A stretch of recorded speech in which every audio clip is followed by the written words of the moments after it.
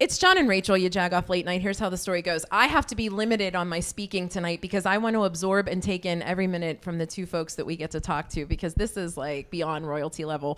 The story goes like this. I was scrolling through Facebook. Carl Kurlander, who has been Pittsburgh royalty and beyond for years and years, I came across a couple things that he had posted and was intrigued by this whole Brat Pack, extravaganza for years. And I, of course, watched the documentary, and lo and behold, Facebook helped me. I read through some of this stuff, saw that he actually tagged Emilio Estevez and was like, why has Carl not been on this podcast in 2 years, maybe longer?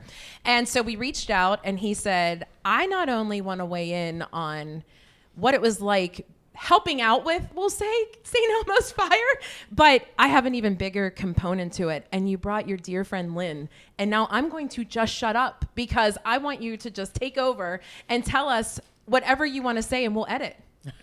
Dear friend is not exactly, well, it doesn't even begin, right? I'm not usually that nervous at this point in my life talking about things or sitting next to somebody. And as this channel's back, it may be hard to believe, but when I first met Lynn, I could not even talk to her, much less eat around her, which no longer is a problem, sadly. And wait, Carl, when was that? Just for reference. I was a bellhop at the St. Elmo Hotel in 1977. Yeah. And just to set this up a little bit, because this has been the most insane month of my life, I was in LA doing a Pit in LA thing, and I knew that Andrew was doing this documentary. We've been in touch over the years, but suddenly St. Elmo's Fire started streaming, and they had, in the last month, in case people have been in Alaska, his Brat Pack documentary was the number 4 streamer.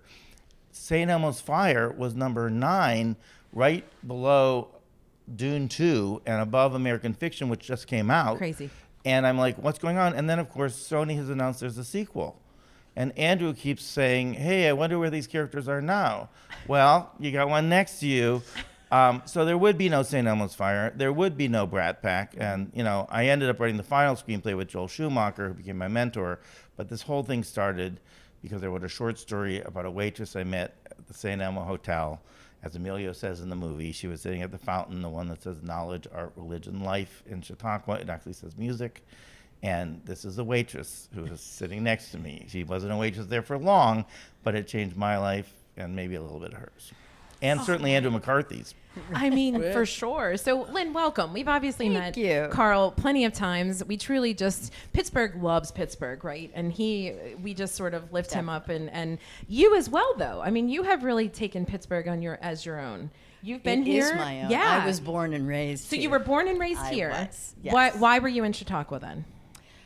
I had always I was an only child. Okay. So I was pretty sheltered when I was growing up. Okay. At a certain point, I wanted to venture out, and I thought it would be fun to work as a waitress in a resort town somewhere away from home.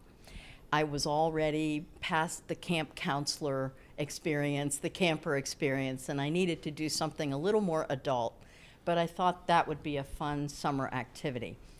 My parents had very close friends who had a summer place in Chautauqua, so we had been there a number of times to visit over the years. Sure. So I was familiar with Chautauqua.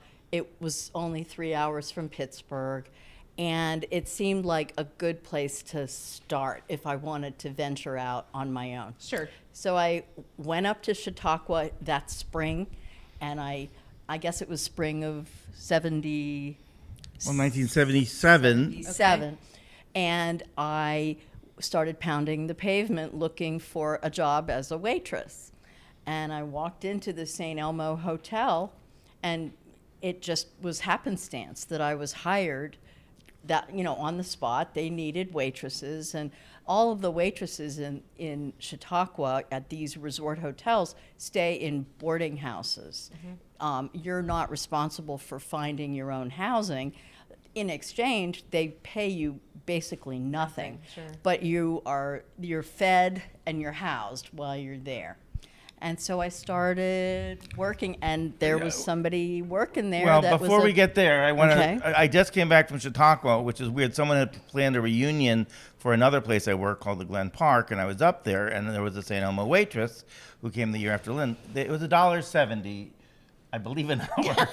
My wife said a week. wow. It might have been. It probably felt like a week because they felt took like a out your room and board. Okay. What you need to know is that before all this happened on my side, my mother, who I love but was rather dramatic, had just run away from home. We were living on Pembroke, and one day a moving van showed up, and my brother Tom and I were there, and she said, "Oh, I'm leaving Pittsburgh." And we said, "Mother, where are you going?" She's going to Broadway. In New York, she wanted to be at Broadway. And I said, "Well, Tom said, I don't want to go to New York." She goes, "I can't take you. I can't afford it. So you need to go board at Shadyside, where we were scholarship kids. And on the weekends, I started babysitting for the NASA family that owned the St. Elmo Hotel." Oh my God. So these people saved my life. And Mr. Nassif will play a role in this. But what you need to know about Joe Nassif, who was really at Pittsburgh, he was a Yale drama teacher and a brilliant guy. He, I think, did the ballet here, directed the news. And, this was his second occupation was that. And so he was a brilliant casting person. And as you can see, I have this picture from 1977. He had an eye for casting. So these waitresses, one after the other, were more beautiful in the ugliest uniforms we've ever seen. That would be me in the candy cane striped jacket with the bow tie, and then then the waitresses, you'll see, there were originally 13, but he said the first day, look to the left, you look to your right, a third of you aren't going to make it. I fire a third of the staff because it was a very short, it's 9 weeks. And basically, they wore the ugliest uniforms. Do you remember those uniforms, I Lynn? remember them well. You want to describe them? I don't remember I them feel like they fondly. were itchy, right? They were yellow polyester. Oh God. And then I believe we had a white apron. What was the apron on there? I think we wore a white apron over top of a yellow polyester dress. Okay. It was really right out of the 50s. There's some and sort for of the summer, babushka or just so you something. felt like, right? What did you say? There's like a babushka or something. And there was in like it. a bonnet. That's right. Yeah. It was a bonnet. So I wrote in the short story, which I didn't know I was going to write, but that her beauty, it's really embarrassing things, but and I have not read the short story for a while, though I have it here. Her beauty shone through even these, Even to be attractive in these uniforms. Sure. You had to Right. be like, really Attractive. attractive. Yeah, Yeah. Like, yeah. or Andy McDowell as it would turn out. But anyway, and so that's what was so crazy. And just so people, if they've not been to Chautauqua, you need to know that it's a cultural, spiritual retreat started by Sunday school teachers. Now it's kind of upscale on Lake Chautauqua, and it's a gated community.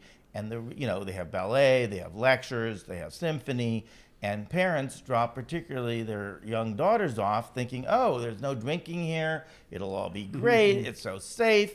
They stay at these ramshackled Longfellow. Joel had very strict rules. Waitresses stayed on the 3rd floor, bellhops on the 1st floor. Any men found on the 3rd floor, grounds for immediate dismissal. He ran a tight ship, and I was sitting there, and Shadyside just went co-ed, so it was all boys, and there were 10 girls, and I had never even spoken to a girl, really. And then Lynn, should I tell this part? This is Yes, exciting. Yeah, do it. This is, to be young again. So on Friday, the dining room would have fish fry, and he'd run out, cut those fish in half, they're eating too many, blah, blah, blah. And so the bellhops would become busboys. And so I would bus Lynn out, because Lynn was getting a lot of, and these customers were not easy. Right. So I would run, and she'd need busing, and I started to bus, and she was very nice, and she smiled at me, and I bussed faster, and she smiled, and I bussed faster, and I kept like there were other waitresses, but I kept bussing her table out, and and at the end, I remember that she gave me a nice tea, which you're not supposed to do, Lynn, by the way. Lynn was always a rebel, I guess. Okay. So that's my first encounter with her. Okay, but wait. So then, what was your first encounter? Is it different?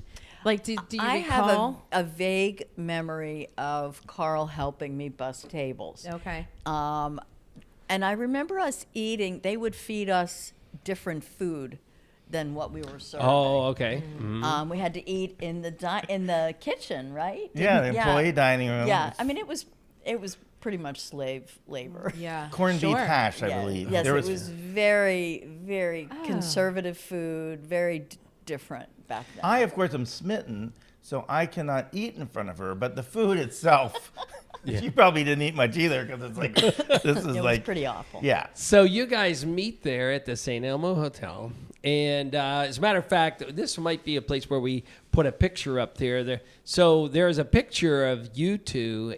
No. That Right? comes That's- later. That's in our later, story. John. Okay. That's later in the story, okay. John. Right now, I was getting too fast the first forwarded. thing that Okay. happens, which again we can show you over here because I have some of the original Yeah. script here. Here, you hand it to He'll me and tell I'll you put when it up Molly while you're Ringwald talking. enters. There's which is well, me. you'll have to page through these things, but I'll try to get them. There's too much stuff here. But basically, this is the original short story that I wrote. Okay. And in that short story, I talked about meeting the waitress, the one that said, at a fountain that says knowledge, art, religion, life. This would be with my English teacher's Here, I'll notes hold that on up to it. the camera. Somewhere in there is my first encounter with Lynn, but basically, I have no artistic ability. I just typed. But basically, I was very shy, and there's a brick walk, and she was sitting at this fountain. I can't believe this is true. I've told this so much, I don't know if it's true. After the shift, she was sitting on the fountain. It actually says music on that side. I just checked, but I said life on this because I was a little artistic.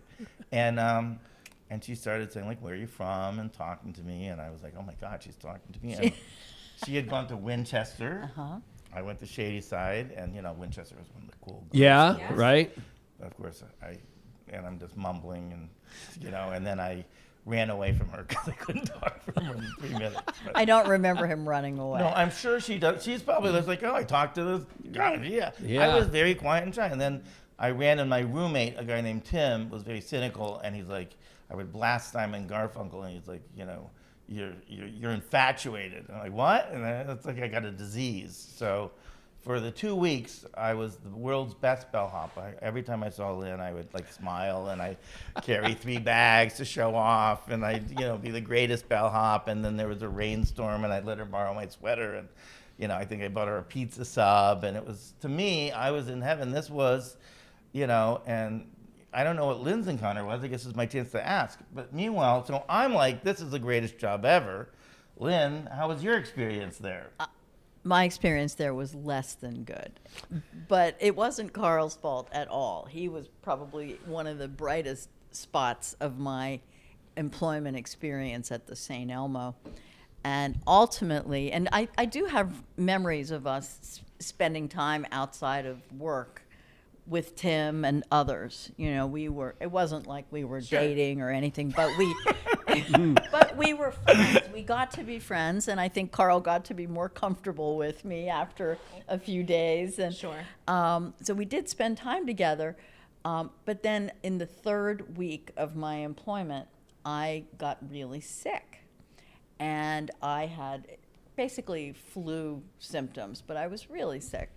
And I couldn't possibly work. I couldn't serve food, and I was a terrible cough and cold and fever. And I was kind of stuck in this boarding house, which I insisted there were bugs in my room, but I couldn't really prove it, but it really felt like there were bugs. And so I went outside. On the 2nd day of my illness, I was outside back at that fountain in the middle of town, and people were there talking to me. And I don't remember if Carl was there on that particular day, but I was still not working. And when I went back to work, then maybe the next day or sometime that week, I was called into the office of Mr. Nassif, the proprietor that Carl was talking about, and he fired me.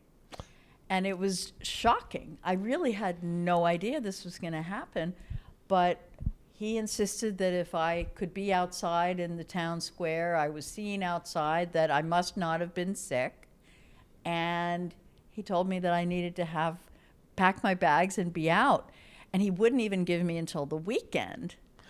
And it was the middle of the week, and my parents both worked and had to drive from Pittsburgh up to get me. Her father was like a famous doctor in Pittsburgh, Lynn Snyderman. I still go to the same practice. Oh, Her my father gosh. started, so the idea that Yes, they I mean, hadn't stopped it was really astonishing. I've never been fired since. Of course. Sure. This was just By the way, I'm glad to hear you say this, because for years I thought we were debating. You said you quit. So No, I get called into I Mr. know. He fired I'm me. devastated. I'm like, oh my God, you can't fire Lynn Snyderman. What are you doing? And he's like, well, she was not a good waitress. I said, because she was sick. He said, she missed work. I said, because she was sick. And then he said, she denies us, and I believe her. She had men in her room, which, whatever he said. The more important thing is, first of all, there couldn't have been bugs in your room because I did kill a bat. He did. At one point, there was a bat on the third floor. Guys were not allowed on the third floor, but there was a bat flying. The girls Flying were around screaming, in between and I the ran up rooms. with Tim, and they Oh gave my us tennis gosh. rackets. With It the didn't tennis die. racket. We knocked it out and then threw it out, and then I went to and it flew in my face, and I screamed. But the bottom line is, there might have been bugs. There in might the have room. It been wasn't the best. But I'm glad. I mean, obviously, so this is why there is a fire to the St. Elmo story, because I didn't learn to ride a bike till very late, and Lynn was leaving, so I stole a 10-year-old girl's bike, and I rode down to a meat market, and I got like the best steaks they had. I think they were Delmonico's, and I tried to ride back up, and she had a friend, I think it was Mary Jo and Tim, and Right. We had a farewell farewell dinner, and I'm like, oh cookout. my God, and I'm like, this is the girl for me, and I can't believe it, and then she's leaving, and I did so many embarrassing things. Thank God I wrote it in a story, because I can't even say it out loud now. It was so embarrassing. And now I- you remember, you have recollection of these things. I have a recollection of the farewell cookout, actually. Our friend Tim, who was Carl's best friend, his parents happened to have a house on the grounds, and they were nice enough to open their home to let me move into their guest room until my parents could get there, so that I wasn't out on the street, because I couldn't even stay past the day that I was fired. Wow. I mean, it was so startling. And so that worked okay. And so we did spend one evening over at the house, having a farewell meal. And there were 12 other waitresses. You'd think I would have gotten over Lynn. But for some reason, and the funny thing is, I always thought her name was funny. Lynn Snyderman. To me, I was like, Lynn Snyderman. It is funny. It sounded like a funny name. You don't get obsessed with a Lynn Snyderman. Right. So I'm like, so I just kept thinking about her name. And, I was back at Shadyside, and they asked me to read Shakespeare, and I just would go, Lynn Snyderman. I'd get up, and I'd go, but soft, what light from yonder window breaks? And, I'm a horrible actor, but, like, suddenly the football player is like, yeah, that was good, man. And then I'm running cross country, and I'm thinking Lynn, and I'm running ahead of the next person, and the next, well, I'm a bad athlete, so I didn't get that far. But, Lynn would give me these superpowers. And so Lynn was a year ahead of me, and she was already at Kenyon, maybe 2 years, because she skipped 1 year. ahead. And so my dad's like, my parents are like, where you want to apply? I'm like, I don't, maybe Kenyon. And so I literally, oh my God, that I wasn't arrested. This was the beginning of the. I don't know if I want to know all this stuff. I wrote this in the story, and she read the story, but I stood in front of her dorm waiting for her to come out. This was insane. Rather than calling me in advance. Yeah, Lynn, Yes. I'm not appropriate, as my wife says now. This is not a recommendation. Poor Emilio, to this day. Lynn read me the 10 harshest realities of St. Elmo's fires. Now that it's popular again, people ordered the 10, and like things like, the prediction of minorities and the gay representation. Number 1 is that Breakfast Club is a better movie, which I agree. Number 2, worst sin, is that Kirby is creepy. So basically, this is all what really happened. So I waited outside of her dorm, and then she walked by, and I'm like, hi, Lynn. I don't know what you thought, Lynn. I don't want to know what you thought. I want a T-shirt that says that. Oh, Kirby is creepy. Kirby is creepy. So, Yeah. and the whole idea Hashtag. behind this is that this is what became St. Elmo's fire Well, this movie. is what's going to happen pretty soon. So what Yeah. happens, by the way, there is a real Kirby who I love, who's one of my friends from middle school. Okay. And strangely, But he also liked his name too. originally, Okay. yes, I'm very bad with names, as you'll get into quickly. So the bottom line, to speed this up a little bit, because we can go on forever, you see, but this is never before told. So what happened is, I did tell this whole story to Emilio and Andy, which we'll get to. Emilio. You know, Emilio and Andy. Same. Well- we know Emilio Adesanya. That's the only one So we know. let's just get into how this all happens. So basically, Lynn is going to graduate because from Kenyon. And so I take an English class with Dr. Deborah Pope, God bless her. My sophomore year, I'm pre-med because I'm still a good nerd, and no one thinks I should, So anyway, the bottom line is I write the story, and then she's graduating, and I mail her this The first 18-page draft. story called St. Elmo's Fire. There it is. It's called St. Elmo's. And so it's you called type it that. up. Yeah. Wait, Deborah Pope, this professor Uh-huh. who was first year teaching, who taught poetry, read these very erotic poems about like mushrooms and watching them at the sink. Anyway, so I said to her, "You think it's possible to write a story so good that a girl would fall in love with you?" And she didn't say no. But then as I handed it in, she said, there's this Shakespeare's Tempest. There's the St. Elmo's Fire. So I look it up and St. Elmo's Fire. So that's how the short story. Which is a phenomenon, a scientific, Yes, a scientific phenomenon. phenomenon, Uh-huh. which we will get into in this epic 3-part podcast. But basically, this is now why everyone's talking about it. And also, Rob Lowe still hates me because I got it wrong, apparently. But the bottom line is... I was going to ask you that. Yeah, Okay. there's a whole monologue. We'll get to that, Yeah, I okay. think. But basically, I write this short story, and I mail it to her, which at the point, if I have a daughter now, if anyone happens... Call the cops, or if you're doing this, please seek mental help. You can Google it. But instead, Lynn writes this back. Here, I'll take Do that. you want Lynn to read it or Rachel? She has the best handwriting I've ever you seen want in her my to life. read it? Like for people to okay. see. So this Yeah, is she what- has this incredible Lynn handwriting. gets your script, and she writes this back. Not a script. Or No, This the, is the an written... 18 My page. short 18-page short 18 story. You want her to page. read the first paragraph? All right. Yeah, so I there think you go. need Is that- to, Lynn. Now You that want me we've- to? Yeah. Yeah, this Shown is it? crazy. This is as crazy. We've And done you're crazy how old things. at this point when you're reading this? This is, writing this? I am 21. Okay.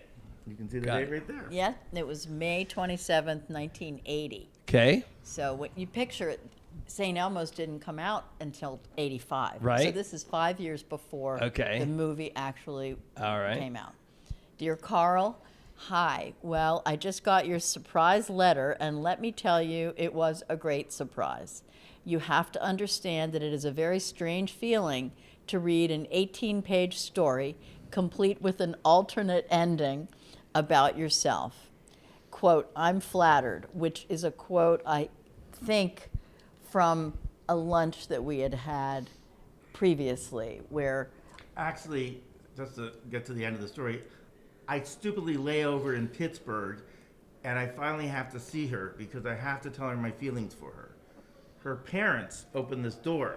First, she can't see me because it's like Father's Day or something, and then I insist on seeing her, and she takes me to... No, you're finishing that sentence. Oh, am I Lauren. finishing? I Okay. just need to set this context. I'm Okay. flattered. Yeah. And sorry, I'm still a little bit You're the writer fine. here. No, you're good. So literally, because she lives in the same house right now, in her backyard, I say, Lynn, I can't, I've been madly and passionately infatuated with you for the last 3 years, and you don't even know it. And she says, I'm flattered. I knew that wasn't good. Right. I mean, I You're was like, very I'll just touched. Homer and- Simpson it and into I the was hedges. I thought it was really sweet that he revealed himself. Yeah. I was sort of aware of it already because Yeah. of the continual letters that he would write to me and the short story that had been, I guess it hadn't come yet, the short story. No, I Right, just this wanted is- to, you right. can finish that paragraph now. But So, yeah, sorry. anyway, he was, I think, hurt that all I could say was I'm flattered Yeah. because I wasn't, Sure. it wasn't reciprocal. Yes, right. And, I really cared about him as a friend, but I wasn't interested in him at the Sure. time in Yeah. that way. Yeah. So the I'm flattered, which I say here, Yeah. is hearkening back to the conversation we already had had. Got it. Okay. But I encouraged him. I told him, Well, finish you reading want it. me to read it? Yeah, I want you to read it. By the way, she has a sense of humor about this because she did say, well, go ahead. No, go All ahead, right. sorry. And Well, also, she came here. So I'm flattered and also very impressed with it. You write beautifully. Was it for a class or just for the hell of it? I took a course in prose fiction writing first semester, and this story was the kind of thing my teacher was after. You really know how to create a funny, touching, interesting piece of writing. Do you want to continue in a literary direction? You've got what it takes. Thanks for immortalizing the Chautauqua story. Oh, yeah, I didn't send it back to you now. I wasn't sure if blah, blah, blah. So by the way, that's what changed my life because that felt like, oh, she's telling me to be a writer. Right. Yeah. Yeah. She's turning Right. this More around. overtly. Right. Was that it? Right, That right. was the entire encouragement? Anyway. Yes. And then she'd always sign it like love Lynn, keep in touch, which totally confused me. I did say love say Lynn. love Lynn. So Yeah, then I at said this point, please you write. get this feedback, and you're It's like, that, put, please write. Yeah, Yes. please Who write. says that? Yeah. Please write a movie and see if that shows up 40 years later. yeah. So that, like, you put the brakes on being a doctor at this point and go, No, yeah. no, sadly, Lynn said. I'm sorry for the epic story, but we need to get this out and then never. Yeah, get it. right. So what happens is, Lynn then moves to D.C. Right. And I am at Duke having a fairly miserable college experience. I'm fumbling around. At some point, the girl breaks my heart. I try to freeze myself to death. That becomes part of the Demi Moore story at Jules. Things are not going well. And then there's a weird scholarship from Duke to Universal Studios. And I had done a documentary, kind of very political and trying to, against preppies and other things that I was trying to make a difference. And I wanted to make a movie about my generation. I have the application I have here, which I literally said I want to make a movie about my generation. And I also showed them the short story. And then I get a letter back from Senator Specter, Arlen Specter, because Lynn, a lifelong Democrat, you can read some of this. Oh, by the way, I had a pen name called C.K. Lander. Okay. You can paraphrase if you want. This was apparently a joke that I made because I was a legislative correspondent on Capitol Hill for Arlen Specter. After Okay. I graduated from Kenyon, I moved to D.C. because I wanted to work on the Hill. And I was able to get a job with Arlen Specter, even though he was a Republican at the time. Right. He waffled back and forth a bit, but his politics were very much in line with most of mine. And so I had been hired by him, and I did all correspondence relating to various issue areas. You really want me to You read don't have to this? read this, but we can paraphrase, which is It's kind of a joke, and I addressed it to Mr. C.K. Lander at Duke Station, Durham, North Carolina, and this was under Arlen Specter's name. I probably And you know violated. it's Oh my God. I probably Still worried violated. that they're gonna come get I her think for using autopay. yes. And it's- you know the pen name is Carl, though, right? You're not writing this Yeah, blindly, yeah. right? No, yeah, no, Yeah. I do, Yeah. but I wrote it from so Senator she doesn't get Specter. arrested 40 years later, 50 years later, whatever. I don't want to add up. But basically, she invites me to have a victory dinner because I've told her I've now won the scholarship. And so she invites me to D.C., and I call her, and I'm like, of course, when she's inviting me to dinner, victory dinner right here. Hey, Lynn, I'd like to come to dinner. Oh, well, I'm kind of busy for dinner, and I'm like, can you come for lunch? I'm like, well, where are you? Oh, I'm just outside of D.C. So, Yeah, Lynn and I. he showed up in D.C. without telling me. Again. No, I told you. I just told you I was coming for lunch, and I was very late, and you were very mad at me. And it was snowing really hard. Yeah. It was a blizzard. It was a the worst blizzard. Oh, I was in Cleveland. I didn't tell her Oh, that. jeez. I borrowed my father's car. I drove through a blizzard. Lynn said lunch. She's like, it's 1 o'clock, it's 2 o'clock. Where are you? She's not happy with me. I show up at her apartment, and she's got a romantic candlelight dinner for 2 plus 1 because she's having dinner with her boyfriend. So I'm sitting there at the dinner, and I he's wanna very like excited you. about my scholarship. He's like, great, man, you're going to Hollywood. That's cool. And she's like, what are you doing? And I, at this point, realize I have gone way too far. And so I want to get out of there, and I rush out, and I try to get out of there, but it's a blizzard, and my car won't start. And it's cold, and finally she sends the boyfriend, and finally she's like, come in, you're going to freeze, because I'm humiliated. And then Tons of snow. Tons of We snow. couldn't- Yeah. And whether I made this up or not, well, you want to say more before I go? Because this is just Yeah, that's okay. because I had to tell this to Emilio, and he said this didn't happen. And I don't know which parts at this point happened and not, but I'm pretty sure she gave me her boyfriend's pajamas to sleep in on the couch. Now, I hope that I just have a vivid imagination because Emilio just shook his head and said that didn't happen. So let's just say that didn't happen. But Lynn is very cordial, and she would I know I slept on the couch. And then the next day, because Lynn is the nicest person I've ever met, and the boyfriend's very nice too, they help me clean off the car, they do this, and then the boyfriend's like, hey, let me get a picture of you two. Now And that that was the Ah, famous picture. yes. And Yeah. if you're listening on the radio or on the podcast, make sure you go watch the video because we have the picture posted up there. It's you two, and let's see. Yeah, Yeah, we'll Yeah, but it's Yeah. basically Me Too and Andy McDowell and Emilio, and it's the exact same pose in the snow. But sadly, that is not, I didn't tell them at all about the picture, but sorry, You're fine. I can't scroll and do all this stuff, but it's at the top of my Facebook page. So the bottom line is, crazily enough, so this gets me a freak scholarship. Well, we'll do that in a second. But this gets me this freak scholarship to Hollywood. I go out there. There it is. So there is the best picture of me ever. That is as happy as I ever looked. That is the only picture I like of myself. So that's the picture. That's the picture taken by her boyfriend. Yes. And you may notice in St. Elmo's Fire, the guy named Guy goes, hey, let me get a picture of you two. And then he confesses that he's in love, and she says, oh, I'm flattered. He takes and then there's a little rewrite that Joel put in there, which is then he bends her over a car and gives her this huge kiss. And then he takes a picture, and the Polaroid develops, and that's Emilio and Andy. And Emilio tackles his way off. Poor Emilio, who is the greatest guy, which we'll get into, I hope, a little bit here.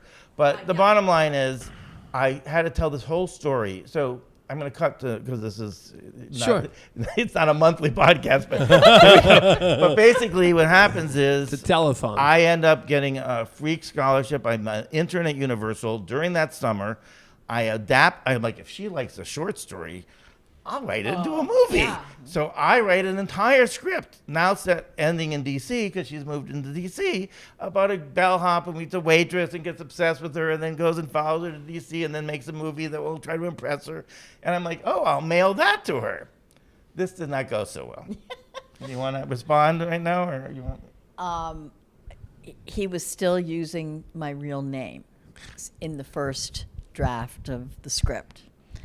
And it started to really scare me because it really was pretty stalker-like. And as much as I really liked Carl as a friend, and we had, I loved him as a friend. I was also getting. You should not use that word, Lynn. Just a little life tip. Little Don't bit. start telling a guy who keeps coming after you, oh, I loved him as a friend. Well. I understand. Yes, we didn't have any siblings. But by the way, we met on Walnut Street. Right. Her friend, was it Louisa? Louise. Yes. When you show up at the lunch and Louise is there, it's not going well. And then we walk on Walnut Street, where I grew up off of, and my friends were like, hey, how you doing? And she's like, look, my mother's a psychologist, God bless your mother.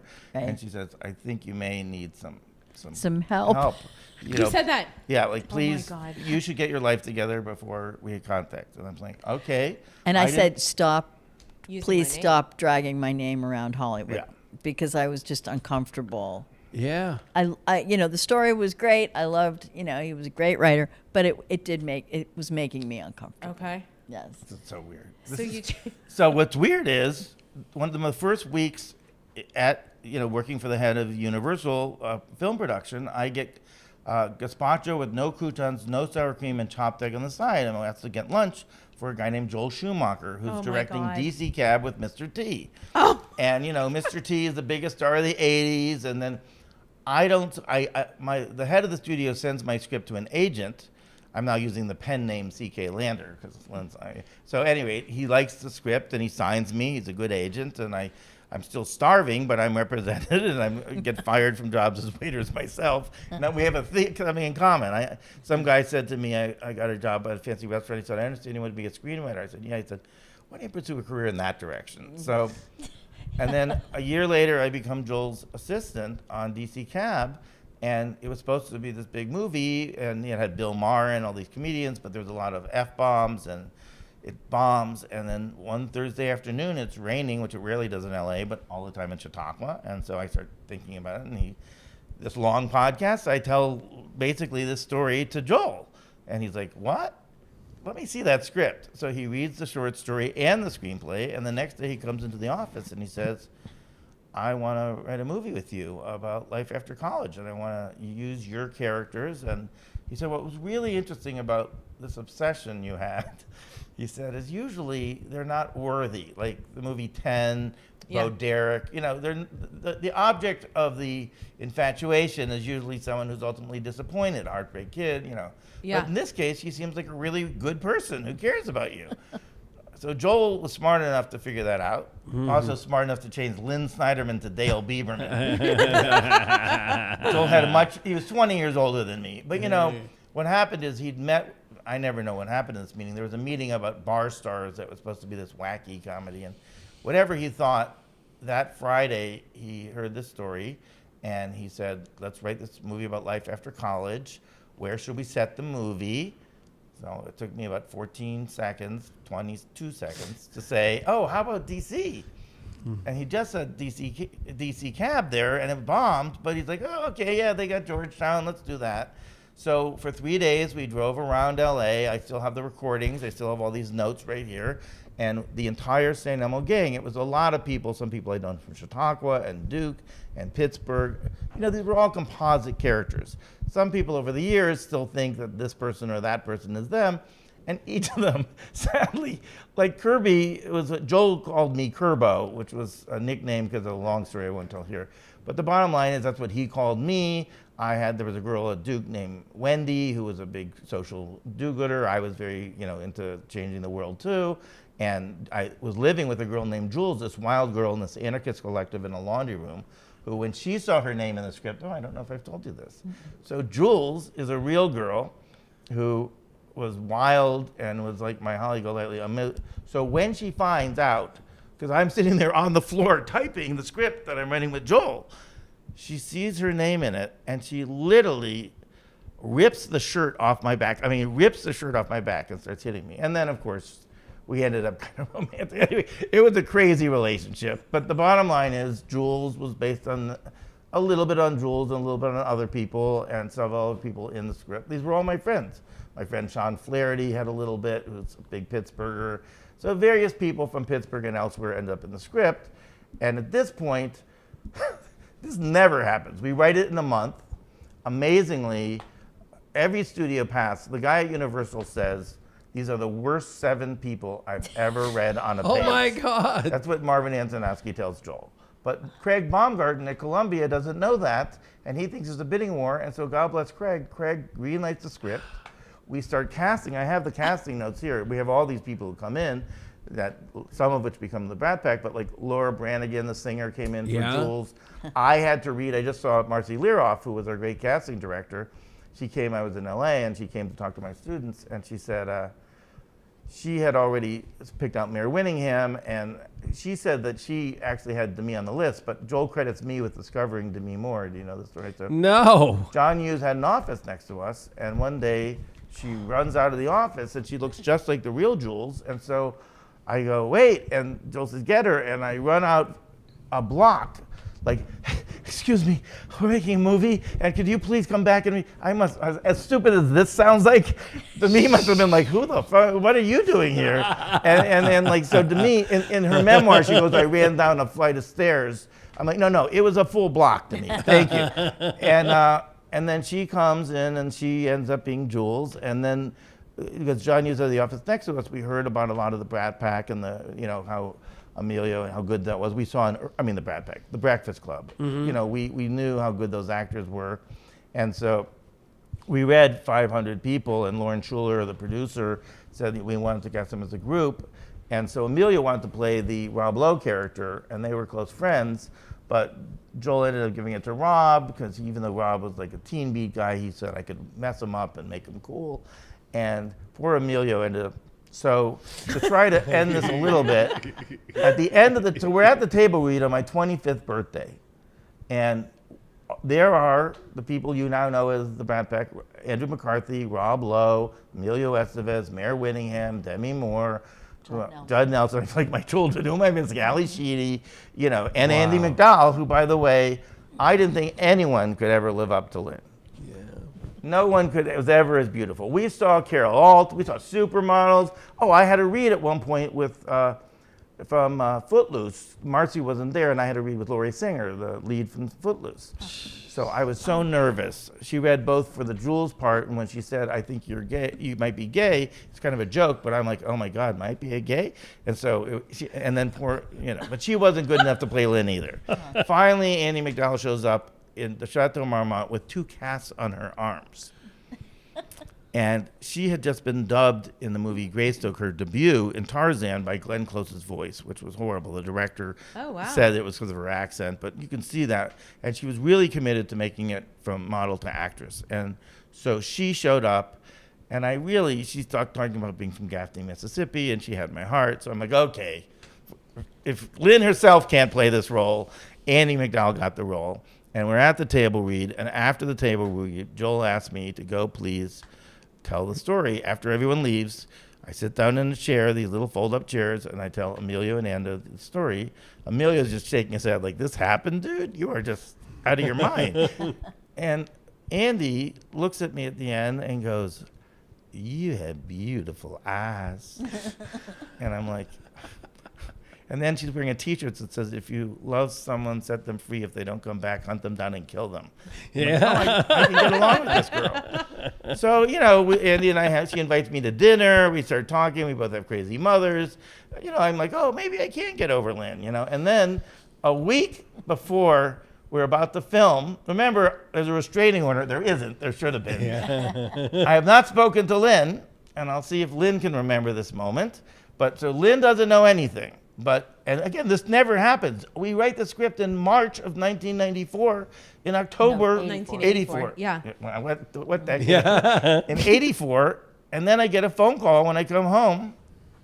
So, in the meantime, I was in law school at this point at American University Law School.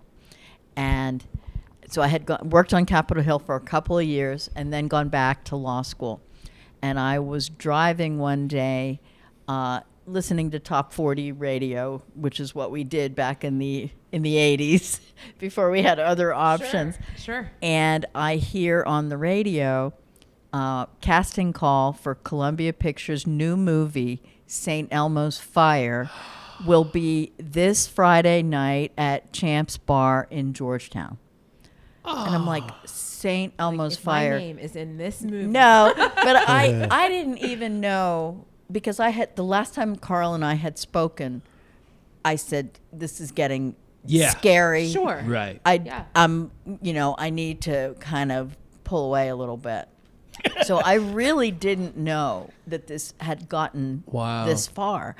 But how many St. Elmo's Fire, movies are there? And I knew where Carl was living.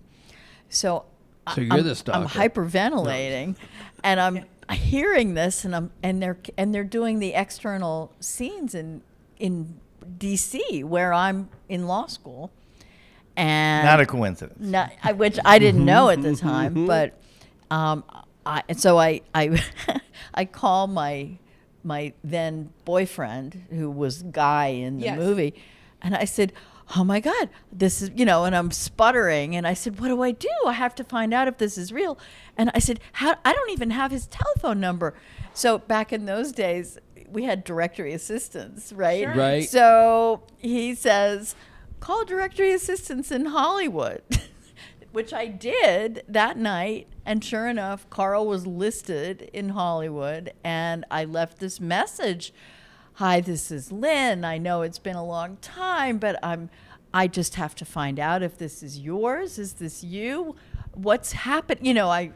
And he called me back and proceeded to explain for the next 2 hours everything that had gone on leading to that point. And they were all coming to D.C.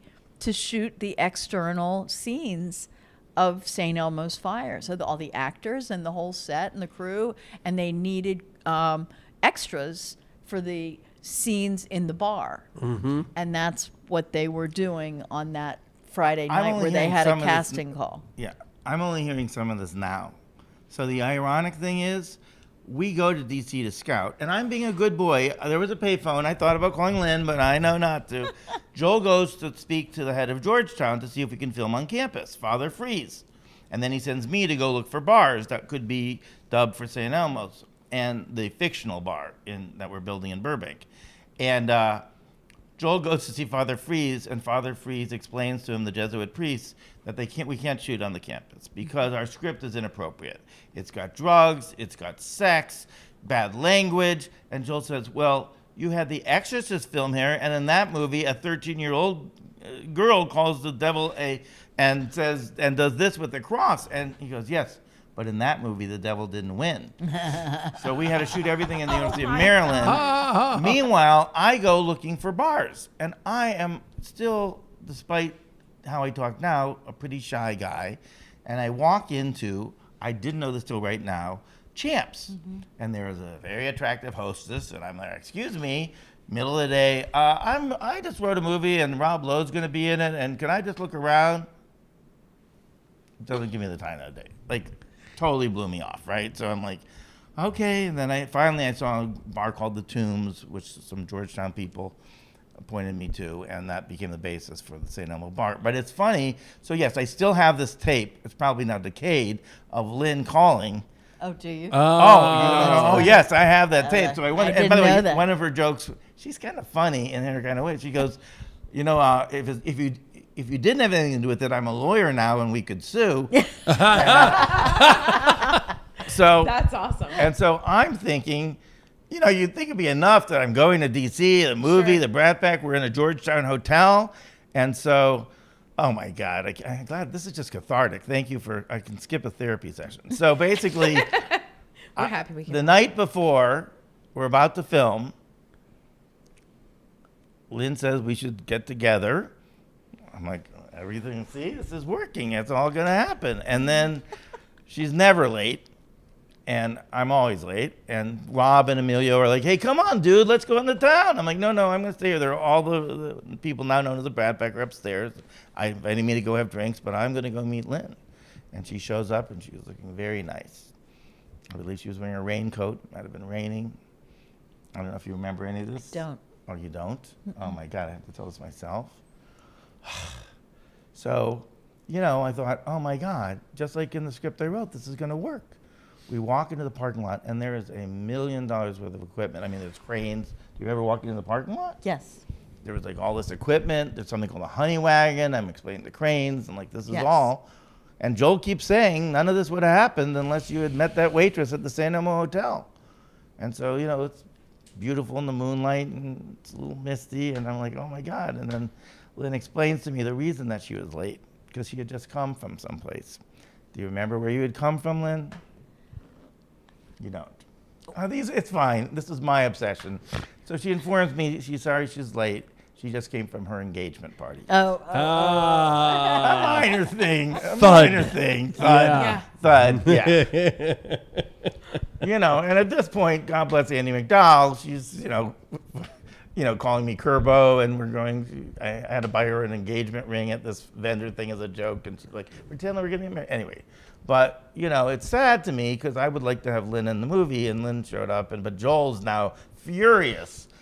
Did you know this part? No. Oh, so I'm like, we'll get Lynn and, we'll get a cameo in the movie or something. And no way am I going to give her, she rejected. No, I think Joel just, I don't know what Joel had a whole movie to direct. He probably wasn't thinking, this.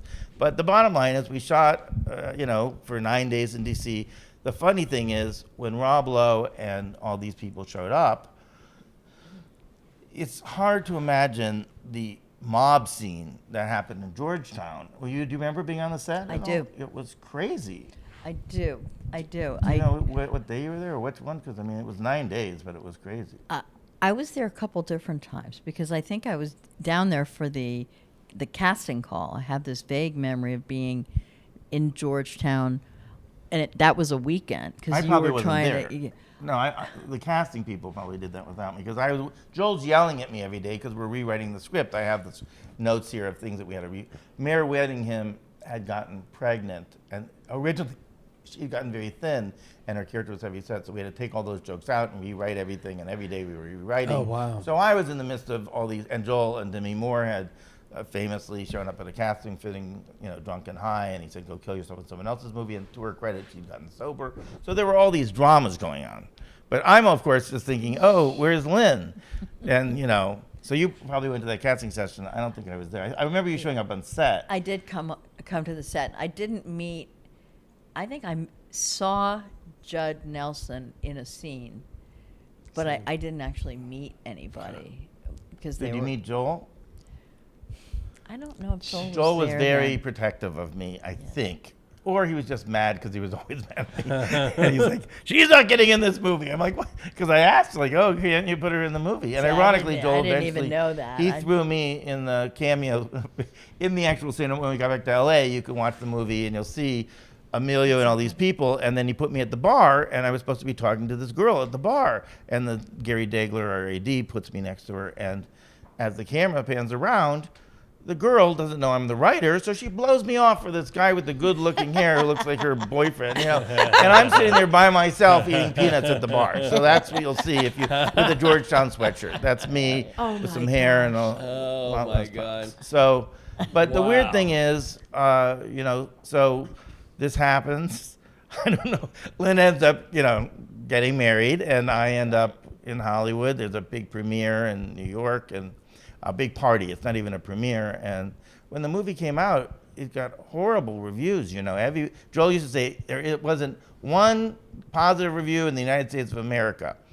And at some point, Siskel and Ebert gave it 2 thumbs down on both shows, saying these are self-obsessed, narcissistic. You know, why would anyone care about these characters? These are nothing like the friends we had in college. And Joel screamed at the TV set, yeah, unlike you, these guys got laid. And, and, you know, I was still a shy kid, but Joel and I put every sex scene that we could. I mean, you know, frankly, everything got thrown into that script. And it's amazing because everything stayed pretty close to what we did those 3 days. And I have all these script notes and things. And it's just amazing that. But now here it is this many years later. And like you Yes. said, it's resurfacing from the documentary, you know, that Andrew McCarthy, but then it's now number 9. Yeah. I mean, people still want to watch it to kind of go back and say, this is a piece of history. Yep. So how cool is that? Well, it's like a detective, and it's interesting that Andrew did this documentary because you keep saying, why? Yeah. You know, over the years, people said, and I think to you too, like, people don't know her secret identity until recently on Facebook. Sometimes they do, but the movie, even when I worked on the Clinton campaign a little bit, and people there would say, oh, you know, we watch the movie all the time.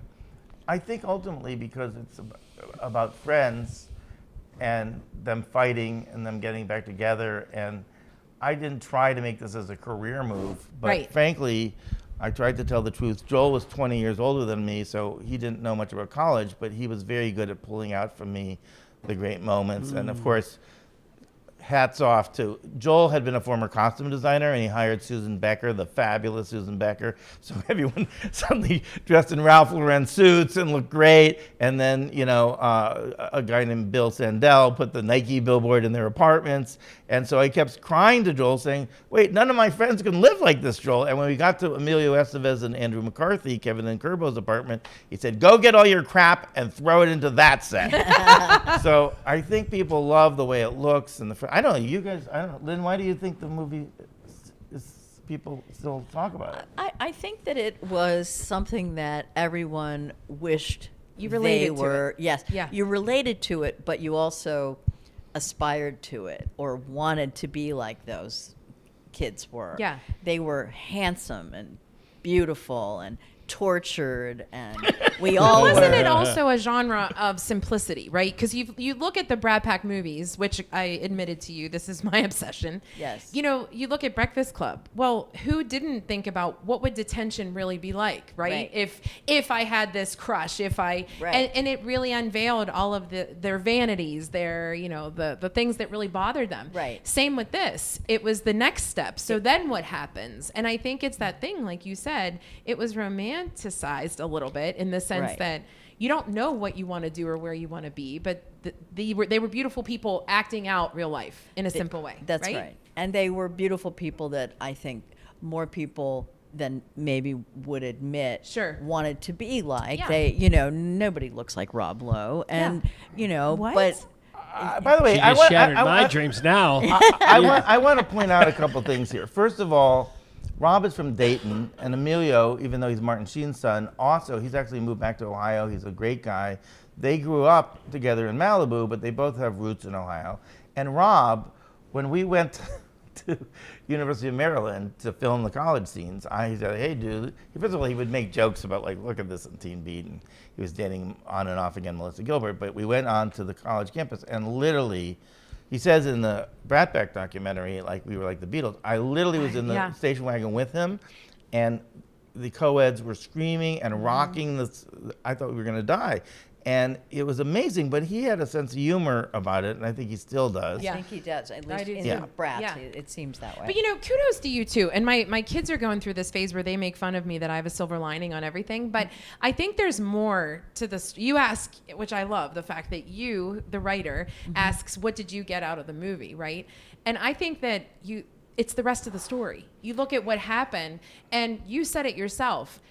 You wanted to hate her because typically that's the person you end up going, oh, she didn't appreciate that he loved her. You did. You were very graceful in how you handled it up until you couldn't anymore. And there's nothing wrong with that.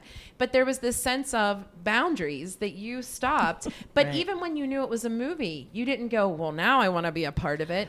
I think it's a testament to your characteristic as a good human being. Thank you. Yeah, that's my right. That's Siskel and Ebert, 2 thumbs up. Yeah. Yeah. I mean, you. Yeah. Carl and I are both sitting here shattered. He's shattered earlier. I now know I don't look like Rob Lowe. Yeah. The irony is, I'm back in Chautauqua this weekend, and I go to this woman who has a hair salon right near the plaza where the fountain is, where I met her, and she's like, she's in competition. The St. Elmo has now become a condo and a spa, and they opened a hair. So I want to get my haircut from her, not now that the Elmo is no longer what the NASA's had it as. And so, as I'm getting my haircut, she goes, when Rob Lowe was here that summer, because he shows up, and there was a bar called Smokes that was right outside of Chautauqua, and various people who kind of inspired some characters. And then basically she said, when Rob came in, he was so good looking. And he had the earring in, everything that Joel did, he did.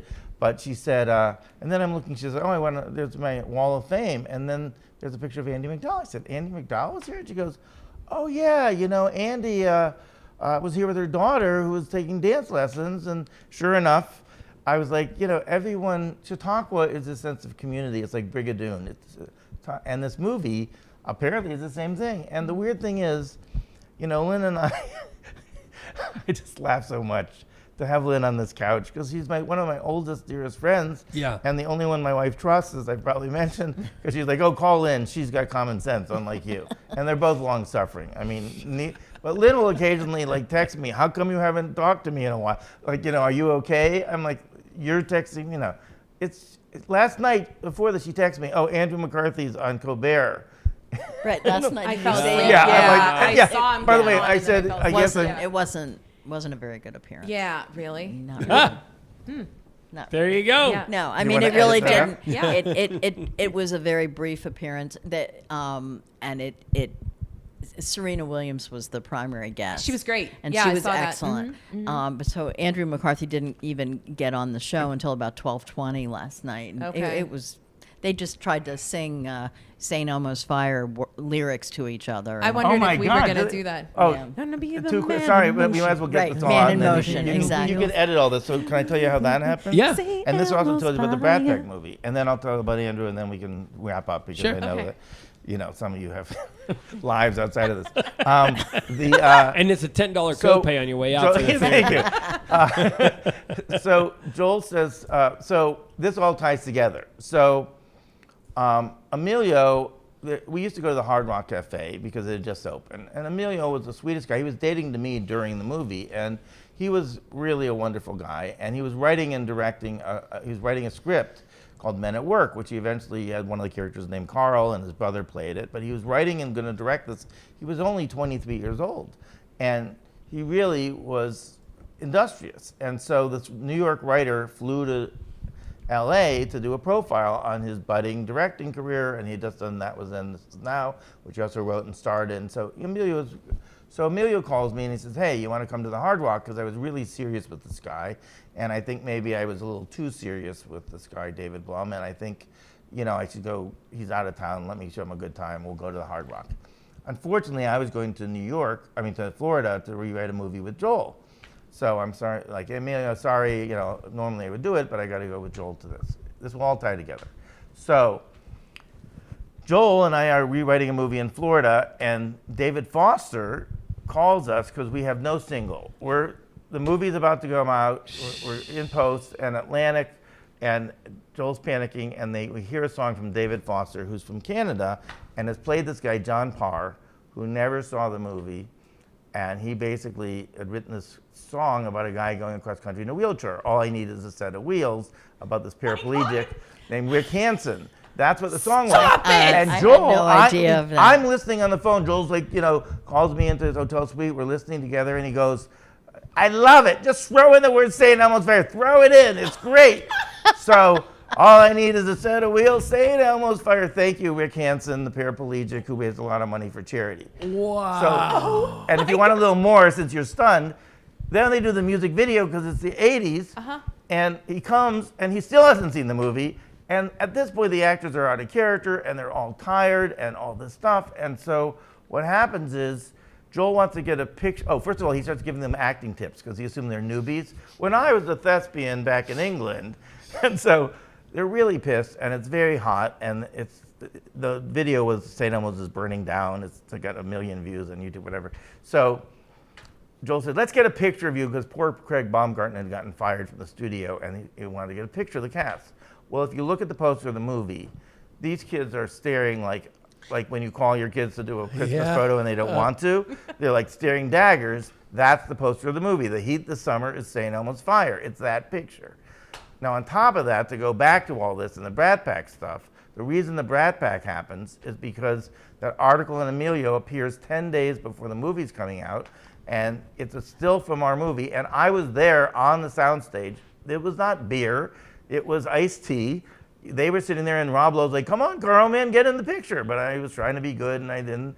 And it doesn't matter. They cut Andrew out, too. They used a picture of Emilio horsing around in character as Kerbo, and Judd Nelson as Alec, and Rob Lowe, and it says Hollywood's Brat Pack. And that's how that article, because he writes the article not about Emilio's career, but he creates this fictional Brat Pack, and he puts all these actors in it who, frankly, the only ones who knew each other were Rob and Emilio. And frankly, there was not a lot of wildness. They were really, I think the reason the movie lives on is these were serious actors who did a really good job in convincing you that they were a group of friends. They didn't know each other beforehand. I went to Springsteen with Andrew. They say that in the documentary. Yeah. Well, to add a little bit more of the documentary and to make it Pittsburgh, since we are on your Jagoff, exclusively here. Well done. Andrew calls me. My friend Genji created Orange is the New Black and Weeds. There's a whole subplot of Weeds. But Andrew's directing Orange is the New Black. I'm not just name dropping. Yeah, you Oh, we got know. it. Yeah. Andrew is No problem. directing Orange is the New Black. And so Genji's like, hey, he's a good director. You guys should get in touch. She gives me his email. He's in Monroeville going to one of these Comic-Cons.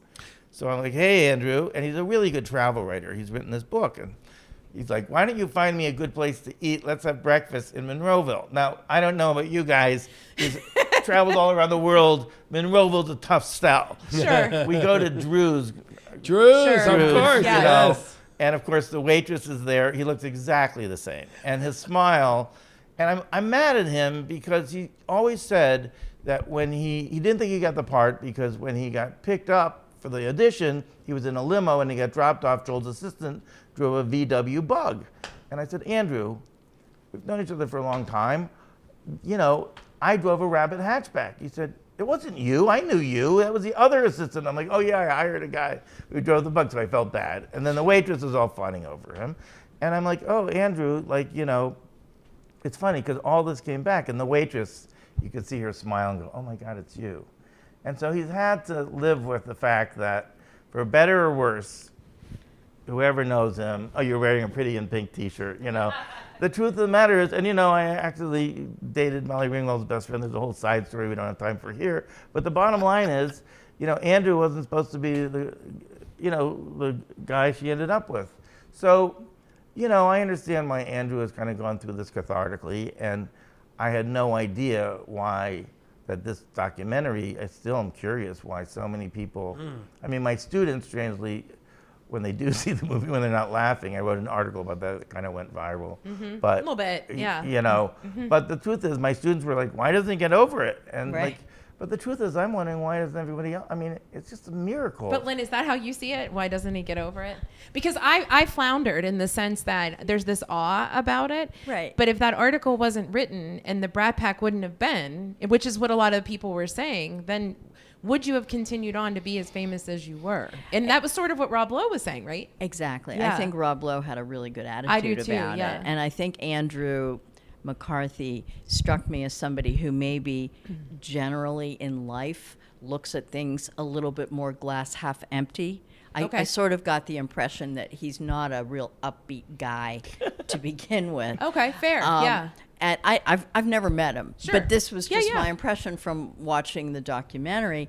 Whereas I thought Rob Lowe's attitude Same. was very happy-go-lucky. I mean, clearly he's had a very successful career, so you got to take a grain of salt with it because things have gone well for him and maybe not so well for Andrew McCarthy. But I don't think it's because somebody used the word brat pack, and that was clearly a play on words. Right. It was not, he didn't pull that out of thin air. It was based on the Rat Pack, but it was just the sort of new version But of they that. got famous for being famous as the Brad Pack without. Well, what was right? that- I mean, not that they didn't have credentials, but No, this is Right, what was that unfair helped. because I have to say, when it came out, I wanted to write a rebuttal back then because I was there. First of all, the only thing that was really exciting, Andrew and I went to a Springsteen concert, and it was amazing because he's from Jersey, and we screamed like everyone else. And then, of course, Rob Lowe was back with Clarence Clemens learning for his sax solo because that's Rob, like Shecky Showbiz. But the truth of the matter is, during that period of time, Chautauqua is a summer colony for 9 weeks. They knew each other for 9 weeks, and they were good enough that you have to realize if we suddenly said to everybody in this room, you're going to be friends on a movie tomorrow, and you're going to make it look like you've known each other forever. They did a great job. And Ali Sheedy had come and done a course with my students at Pitt. She's a brilliant actress, far undervalued if you ask me. And to me, I think, who spent 2 years in Charleroi, since this is Jagoff, do people know that? So I came back here as some guy at the BMW. Demi Moore's stepfather owes me money. I'm like, what? We're so typical. wait, she spent 2 years in Charleroi for Yeah, what? she lived. She had very nomadic parents. You Yeah. don't realize these kids were really young. She was 21 when she did our movie, and she had lived in 20 different places. And I was there with her and Emilio in her first bungalow. And again, these were very serious, wonderful actors, and to me is extremely wise. I just think that you have to have a thick skin if you're going to be, trying to do what these kids Yeah. were doing. And if somebody happens to do an article like that, and maybe there's some sense that Sure. maybe it's true, that maybe these kids are, a little bit, it's a little too big for their britches. I kind of feel like they just needed to get over it. And if they were that good, if the actors were that good, then they should go on and make more movies. I don't think being called the Brat Pack necessarily is a career-ending name. I just don't. It struck me that Rob Lowe, I think Debbie Moore had a really I do good too. attitude Yeah. too in the interview. And again, maybe that's a personality type. I think, they started out with a much more rosy view of the world. And maybe because of that became more successful. So Dr. John and Dr. Rachel, I think part of what we've learned, here's what I've learned, and sitting on this couch with Lynn, and just do a shout out to my wife Natalie, long suffering, and her husband Lou, and other things. The bottom line is, there's two things I learned. One is Joel warned me, because he had been a costume designer and a very successful fashion guy. He worked for, Charles Revson, and then he became a drug addict and lost all his money at 30. And he said, look, success better too late than too soon. And it's really hard. I mean, I went from being this shy guy to kind of a bit of an a-hole, I think, probably. Certainly my brother would say that. You can bring him on the show about that. But also, what I've really learned, in going back to Chautauqua and seeing those characters and being friends with Lynn for so long, what really stays with you is character. The irony is we created these characters, and who you are as a person. Andrew was, to me, the smart as a fox to use. He called me a while when he was writing his memoir, and he said, hey, do you remember that? Because it was a little foggy, the 80s to me. But to his credit, he used the term brat, and he really embraced it. And I think because of that, a lot of people are starting to look at their lives. And frankly, the most important thing is I see my students today. And the one thing that St. Elmo's does that I'm really proud of, that I think is underexplored, is that period of time between college and the real world, which is one of, two last things. I keep saying last things. They didn't want to call it St. Elmo's Fire. there was a 35-page memo at Columbia written, change it to Sparks or the real world, which Lynn just looked at some of these papers. We had put that too, but somehow St. Elmo's Fire, but Joel said, you got to write a monologue about St. Elmo's Fire, so they can't cut it. So I go in and get research. I have the research some here from Columbia, and it says there is no St. Elmo and there is no fire and blah, blah, blah. So I write this monologue. Well, my student's interviewing Rob Lowe about 5 years ago for Vanity Fair, and he's like, I'm really upset about this. Everyone thinks that my character doesn't believe in St. Elmo's Fire, which is a real phenomenon that occurs in the sky.